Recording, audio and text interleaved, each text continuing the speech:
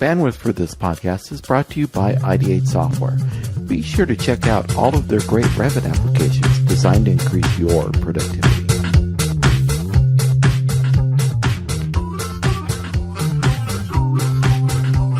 Start recording, start another BIMThoughts, and start listening because we're here with Randall Stevens, Dana DeFilippi, and Carl Storms. You all know Randall. If you don't know Randall, well then you must be under a BIM rock because Randall does that AVAIL stuff. He does the RPC stuff. And what the heck else do you do, Randall? Oh, it keeps me busy. Not a whole lot else. I've been playing guitar a little bit during the pandemic. Have you? Picked up my guitar again. Really? Were you a accomplished guitar player back in the day? No, very far from it. Now are less accomplished? No, was never accomplished. I could eke out a tune to please myself, and that was about it. Never played with others. Okay, what's your go-to song when someone says, "Hey, Randall, pick up that guitar and play me something"? Oh, well, I'm a huge Rush fan, so I had to, I have the whole Rush catalog that I try to play. Limelight, I can play that one. Yeah. I've always wanted to be able to play the piano, and if I could just play the Linus and Lucy song, that would be the only song I would need to know how to play. You'd be happy. Because everybody knows it. It's hard to play, I think. And you just sit down on the piano, crank that tune out, everybody looks at you, applauds, and then you drop the mic and leave. Everybody's happy when they hear it. Yeah, it's a great song. It's a great song. Right, Dana? I just wish I could play any instrument. I tried to play the violin when I was in 4th grade and quickly learned that music was too hard. Really? Yeah, me too. I tried the recorder when I was a kid. Did you play recorder? You played the recorder? Were you a mean recorder player? I was a Carl? bad recorder player. Yes. Did you own your own recorder, or did you have to borrow the recorder and put it in that whatever fluid it is? I'm pretty sure I had my own, but it was like whatever the knockoff version of a recorder is. Yeah. But then I transitioned. So when we went from recorder into real instruments, I was on the tenor sax for 2 weeks and thought I was super cool. Yeah. And then I changed schools and the sax was gone, so I got to play the bells. And that's where my musical career ended. Well, it takes a lot of bells to play like you do, Carl. There you go. There you go. What is new in the world of this industry we live in, AEC, Randall? What is new? What's new? I guess what's new is everybody's working from home now. Yeah, that's pretty new. That's a big deal. How are IT people coping with that, do you think? Oh, it's all over the place. Yeah, I mean, I think, everybody's trying to figure out where to store information. So, from a work standpoint, that's what we've been doing a lot of, trying to uncover and unravel, right, these challenges of where information and data lives. And so it's kind of fit in well with the work that we were doing at AVAIL in thinking about this problem. And so it's all been good from a work standpoint. It's a big juicy problem to sink your teeth into, and I don't see it getting any better. Yeah, I was at easier, I guess. I attended an IT roundtable with our friends at Knowledge Architecture. Yep. And a lot of you probably know who Knowledge Architecture is. They make the synthesis product that most internets are using in our industry. And that was the big topic: how to get people to continue to work remotely, because it looks like we're going to be this way for a little while longer. Yep, it's a challenge. And seems like most people are still using remote desktop to desktops. BIM 360. Panzera doesn't help any because that's office to office. And so there we have it. We're trying to all figure it out together. Yeah, I think the big challenge is that it's kind of rooted in that the industry still uses lots of, discrete desktop applications, Right. to produce their work. And the nature of the beast is that the files that you are saving that information in want to live as close to that application as possible, right? So Right. that's what complicates, cloud storage. You can store things in a cloud location, but ultimately, if you're going to open them up in a piece of software, they have to, they're always in a file system. The question is which file system can your application open that, piece of data or information from? So, at one level, it's actually pretty simple, but because there's so much of it going on, I think it's confusing about, where this information is and where does it want to live. I actually was, I think you had Troy Gates on a few episodes ago, and I think you actually summed it up pretty well, Bill. You were, when y'all were having part of this kind of conversation, you said, we've got multiple cloud locations now where information lives, and I think that's exactly true. Yeah, and it's only going to get worse, right? It's going to get more complicated from that standpoint. It's interesting when we talk to some of our cloud partners, and we're like, well, where's the stuff at? They say Azure. And you say, well, okay, where in Azure? There's like 100 data centers all around the world. Sure. And so you're talking about the data wants to be close, but if you're doing different cloud applications, and even if they do talk to each other, are they in the same data center? Cloud is just using someone else's machine. You nailed it. It's just, they're all file systems, right? Whether it's in a cloud location or your own network or your own computer, they're all file systems. And it's back to the applications. Until these applications are written to be, direct connect databases like a Google Docs would be or something, right? You're going to have this problem. Yeah, why can't we have like a Google Docs or a Office Online for Revit? I'm sure that they're thinking about it. I'm sure they are too. Big direct databases instead of discrete files for storing the info. So, yeah, wow. Can you imagine trying to solve that problem at Autodesk? Being that person or that team? Big hairy problem. Yeah. Yeah. So, what is going on with AVAIL these days? We released a major update release in September. So, of course, we're busy.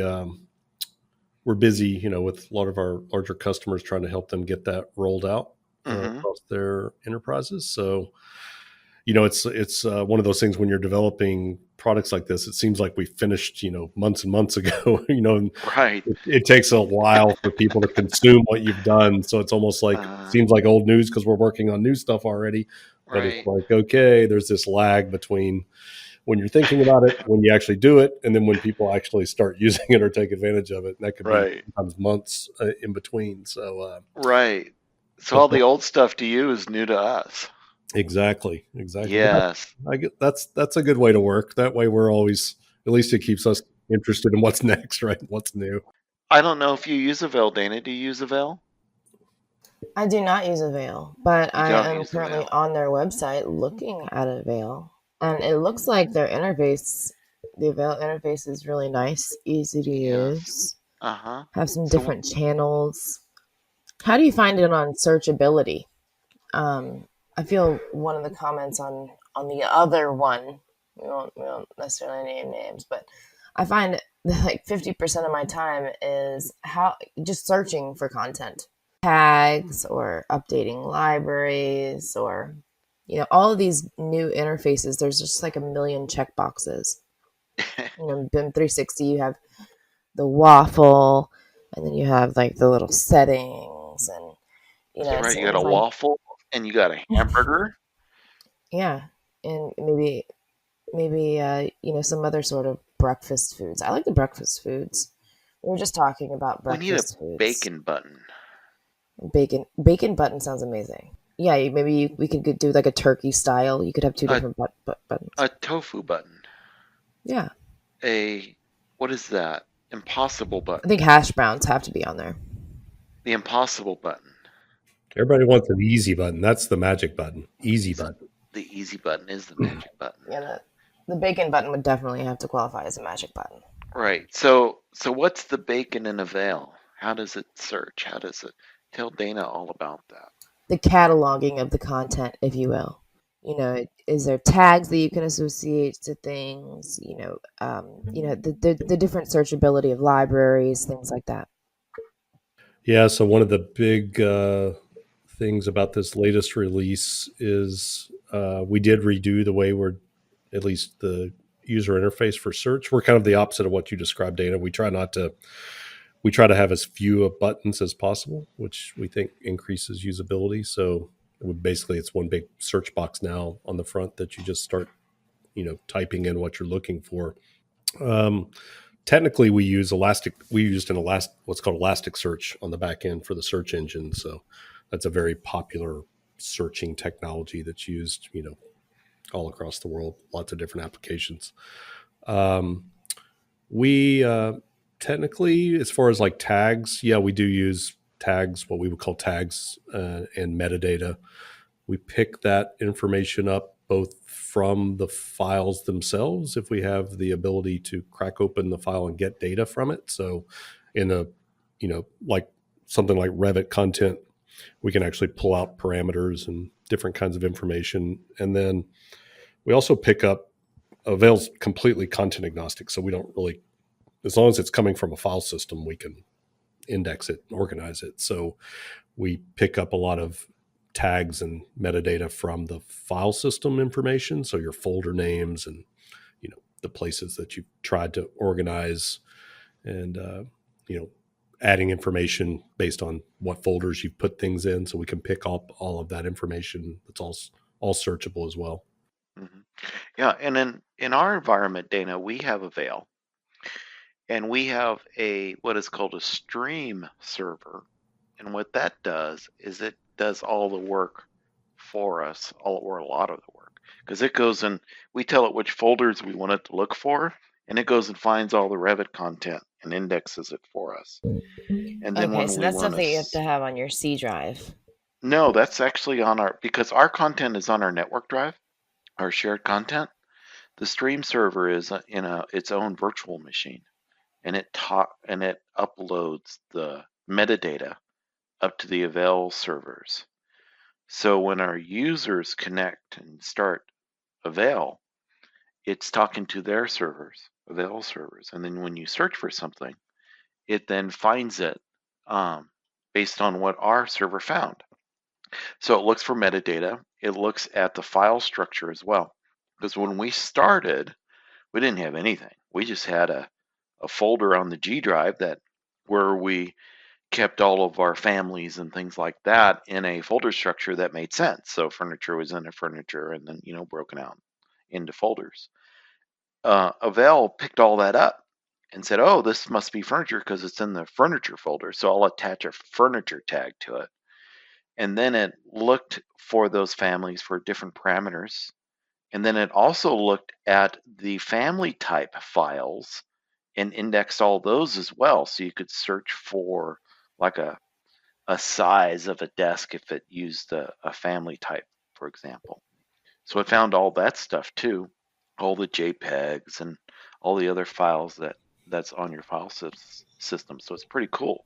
After a couple months of using it and getting our users excited, we actually turned off the J drive. So the only way they can get to content now is through AVAIL. And it seems to be working pretty well. That's good to hear. You can have as much content as you want. Manufacturer content. Yeah. Of course, the Autodesk content, right? I like being able to utilize that. Right. Yeah, we do too. We have all the Autodesk content available. Manufacturing content. And then the channels, we can then separate stuff into channels. So we have a channel for our structural engineers, a channels for the architect, channels for landscape, and so on and so forth. And those channels may have duplicate content, but the content really isn't duplicated. It's just looking at the same source. It's looking at the same source, absolutely. So yeah, it's pretty cool. Cool stuff. That's awesome. It does look like maybe, Randall, you have some stuff on here for material content, which I find to be very interesting because Autodesk and BIM 360 they don't really have a great solution for material content. Any comments on materials, Randall? Or we're just gonna let Bill answer. Bill, you seem like you're Yeah, pretty Bill's pretty good at this. He's probably got a better answer than I do. I don't have any material on material content, but my understanding of the challenge with material content is that you can't put the materials in the cloud. They've got to be on the C drive or somewhere accessible. And if someone has a custom material on their C drive and publish it in a BIM 360 model, the other people don't see that material. That's the challenge, Dana? Exactly. It's the linking. It's linking to external data. Just the whole BIM 360 atmosphere isn't made for a multi-person material linking, unfortunately. Yeah. Just like point clouds. Very much the same atmosphere. Agree. It's the linking that's the problem.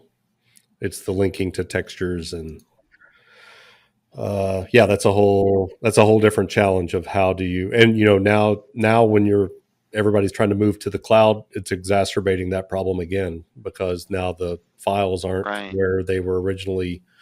It's usually what we would call explicit paths that are being stored in these applications. So when you look at like a Revit material, you've got a explicit path to where that texture was, and then when the texture gets distributed, if it's not in that location or not in a location that the application's looking for, and it can't find it, right? And you see it a lot with manufacturer content. If you download a manufacturer file, they'll zip a texture that's supposed to go with a model, right? Like a family file, and you pull it down and drag the model into your, into Revit and hit render, and there's a broken link. It doesn't know where to find the texture unless you've happened to put the texture in, in a path that you've configured Revit to look for those textures. So there's some specific. AVAIL isn't a file system.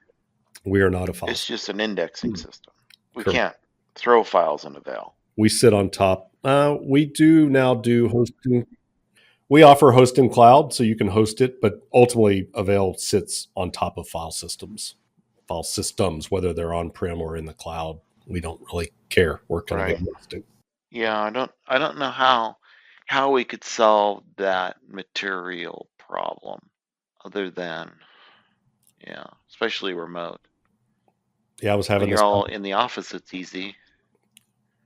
Yeah, you can. There's ways to solve it. It's just I was having this conversation with one of our customers earlier this week, and it is the problem. How do you build and distribute a material library, right, far and wide to lots of people? And if you're not sitting on the same network, or it'll also show as itself if you're ever doing a joint venture project with somebody that's not in your company, right? It's even more becomes more evident that, hey, we're not looking at the same data and the same sources of data. So how do you cure that? There's only two ways to kind of cure it. You're either going to cure those paths in the application, but that's application specific. You'd have to march through right in Revit and try to go fix material paths, or you try to solve it through the distribution in some sort of common namespace that you're going to, share this information and content, right? So, or some combination of the two. So, very wonky problem to try to solve. Yeah, it is a wonky problem to solve because you can't solve it with like a Dropbox because that path is different for everybody. Yep, you can't, or OneDrive, same problem. But this is what we get paid to do. You're trying to somehow copy them down to a location previous to the username. Right. So that it's at least a shared path. It's not an impossible problem to solve. It's just a difficult problem to solve because you need to make sure that everyone's machine is configured the same way. Yes. Most of the data connectors that you see sans Google. Google actually does it best in my book because they create a uniform namespace on the machine, on everybody's machine when you're syncing to the desktop. Whereas every other service that I've seen that uses the same types of technology, right? BIM 360 docs or OneDrive or Box or Dropbox. They basically all work the same, but they tend to, by default, want to install that application and cache that data on your local machine in your user space. So it'll be like C:/user/Stevens/Dropbox or OneDrive or insert name here. Autodesk does it. They all do it the same. They all default to that user space, and it exacerbates the problem because even though you've got a centralized cloud location, when those files come down to each person's machine, it's resolving to a different address on each person's machine. Google actually tries to resolve it where they take that out of the equation. It looks like a G drive by default. You can change it, but there is no user space problem in the name. Oh, okay. Yeah. And the other applications, as long as you configure it right when you install it, you don't have to put it in the default user space. I've done some webinars recently where I'm trying to explain that. I'm actually doing a webinar in a couple of weeks geared towards IT professionals. And it's like, hey, think about this. When you install it, you'd rather resolve these to a common, address on each person's machine. Yeah, absolutely. Like a WebDAV address or something. Yeah. I don't know if that's still relevant or not, but the idea is relevant, where you're not actually caching it. You're getting it from the central server. But you do the same with a VPN, but that doesn't help with the outside consultants when we return to normal in air quotes. Right. Or even today with outside consultants. Randall, what's the craziest content request you've ever received? Content request? Yeah, why would you want to see that in Revit kind of request? I don't know. We're pretty insulated from what people are organizing. We've seen over 700 different file types indexed into AVAIL. Oh, my goodness. Just to give you an idea of scale. So there's lots of different types of files and data that's being, managed there. I won't answer that question, Dana, but I'll give you a little bit of trivia that I know. What's the number one misspelled piece of content in the Revit world? What are people looking for that they misspell the most? I spell safety wrong a lot. I think it's more of like a muscle memory thing, but I don't know. I mean, architects are horrible spellers. Bill, what's your guess, Bill? My guess for the most misspelled thing would be baluster. Oh, that's a good guess. That one is searched quite a bit. Yeah, it's probably not a very not high up there in the search numbers. Carl's got it though. Oh, what is it, Carl? Carl? Well, I had it till Bill announced it. Now I'm not so sure. You thought baluster? Well, baluster I think is one because I always get that wrong as well. I was going to say something to do with the fenestration because I couldn't spell that to save my life, but that's more of a motif than an actual item. So the number one misspelled word is refrigerator because people put a D in it. They think fridge. Oh, yep. Yes. So they type REFRIDD instead of there is no D. I knew this answer too. I probably told you. But I didn't. You did, and I didn't remember until you said it. So you spell it with a D there, does the refrigerator come up? Is that what you were correcting? Yeah. Well, you can tag them, right, to be able to kind of have synonyms and do some of that. The other kind of thing that I've noticed, though, it's like a kind of joke that if you look at the top search terms, it's like how a third grader builds a house. It tends to be like door, window, chair. So it's all very simple stuff, right? For the most part, if you looked at the top 10 searches.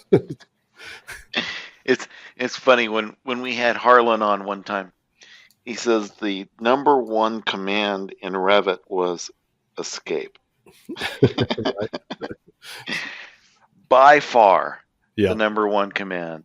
You mean escape. you don't keep your hand on that escape key, just bam, bam, bam, bam.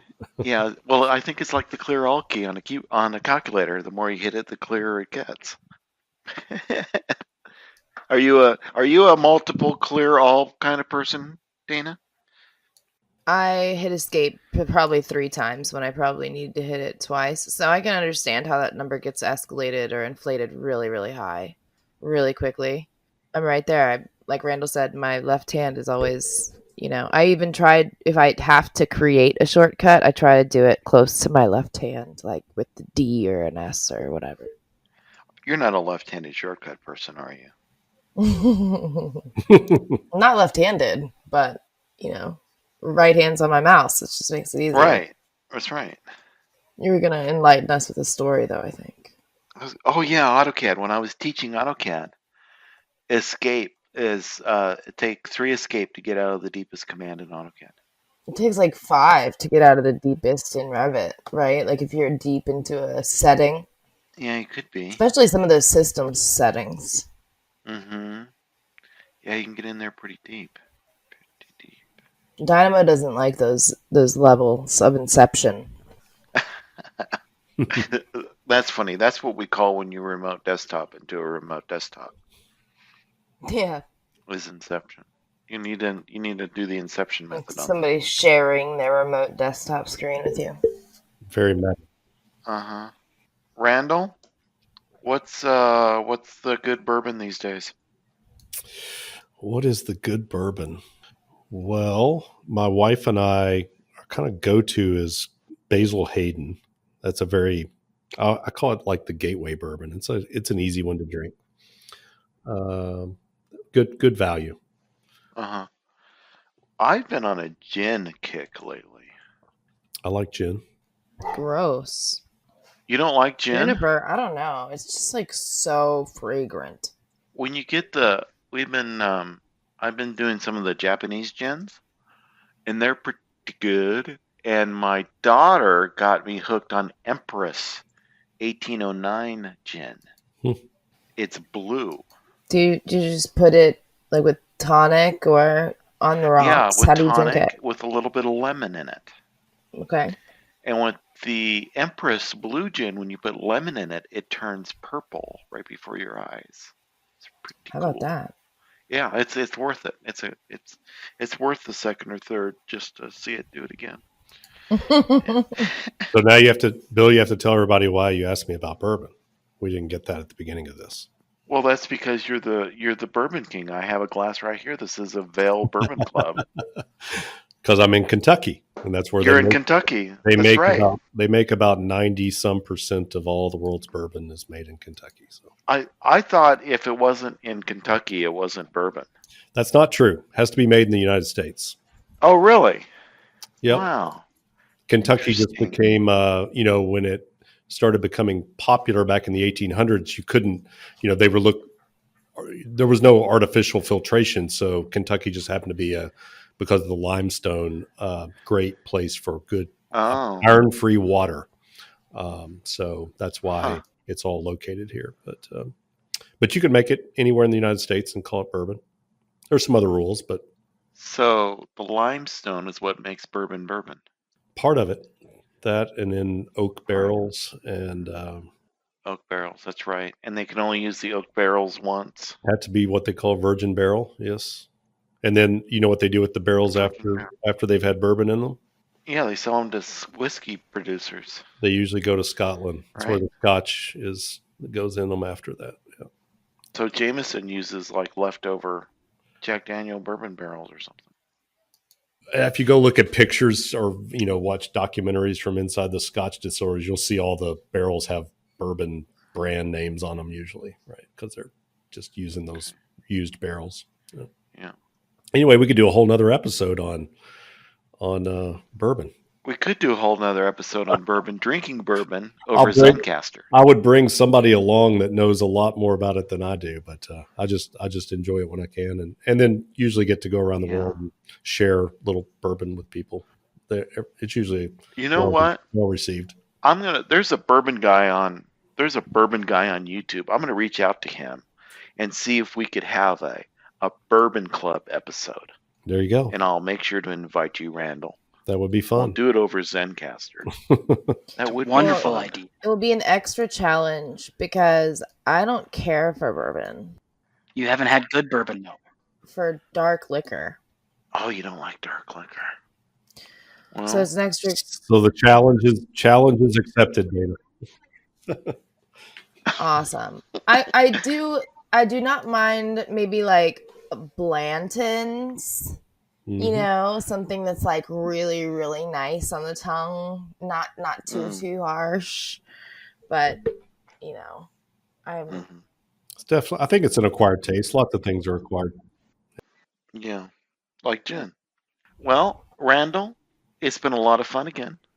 We have occupied a whole oven talking about bourbon, AVAIL, industry trends, and catching up. I was looking back. Do you know how long ago it was I was on here before? Probably 2 years. Longer than that. 2017. It was Really? like April or something of 2017. Wow. We've been doing it.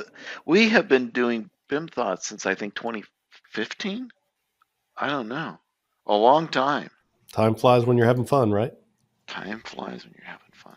All right. Where do people go to learn more about you, Randall, and to get signed up for those great webinars? Oh, so Avail's website is GetAvail, GetAvail.com. You can find out about the product there. There's probably an about page that might have a little bit more about me, or just find me on LinkedIn or someplace out and about. Okay. And get to those fancy webinars on the same spot? Yeah, you can find them on the website. We have a webinar section where you can register for Oh, those. okay, great. Yeah, the all this cloud, all this storage, right, is becoming the new, I think, hot topic with around content. So that's why we've been diving in a little bit deeper, just and have our own perspective about. But I think it's been good. It's been it's unique. We have a unique view of it because so many of our customers are doing it in all kinds of different ways. So we've had to take a step back and say, well, let's get to the root of the problem and try to solve it from there. So. Yeah, I know I've learned a few things from your webinars, and it's not all about AVAIL. It's about all sorts of things. So it's worthwhile to attend those things. All right. Thanks for being on, Randall. Thanks for having me on. Dana, Carl.